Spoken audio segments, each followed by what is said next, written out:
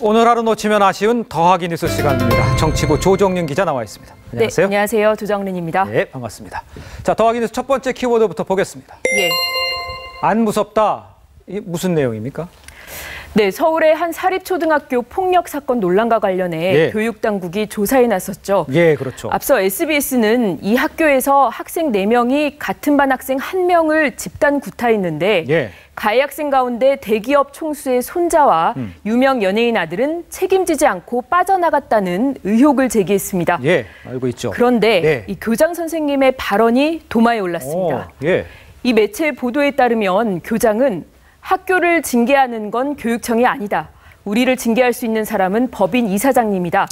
교육청은 하나도 안 무섭다라고 말해 논란이 가중됐습니다. 그렇습니까? 학교 관계자는 해당 보도와 관련한 학교의 공식 입장은 정리되는 대로 발표할 것이라며 이 교장 선생님이 실제 매체와 통화를 한 내용이 왜곡 없이 방송된 건지도 확인할 것이라고 했습니다. 예, 저희가 좀 지켜봐야겠어요. 자, 두 번째 키워드 보겠습니다. 1년 만에 무슨 내용입니까? 네, 박근혜 정부에서 공공부문 개혁의 일환으로 밀어붙였던 이 공공기관 성과연봉제 확대 도입이 새 정부 출범 이후 사실상 없던 일이 됐죠.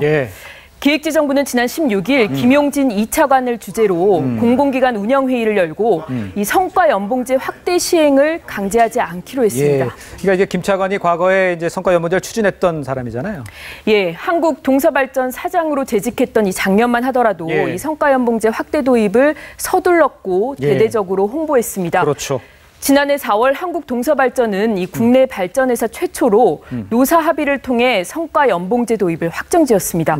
당시 김 사장은 설명회를 열고 이 공정한 성과연봉제, 이 자율경영의 초석이다라는 제목의 칼럼을 신문에 기고하기도 했는데요. 최근 민노총은 김 차관이 동서발전 사장 당시 이 성과연봉제 확대 도입 과정에 부당 노동행위 정황이 있었다고 반발했습니다. 그렇군. 자, 세 번째 키워드 보겠습니다.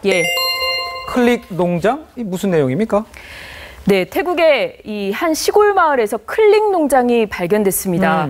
클릭 농장은 이 돈을 받고 SNS 추천수나 이 조회수를 조작하는 업체로 사람이 손으로 직접 클릭하는 방식을 사용합니다.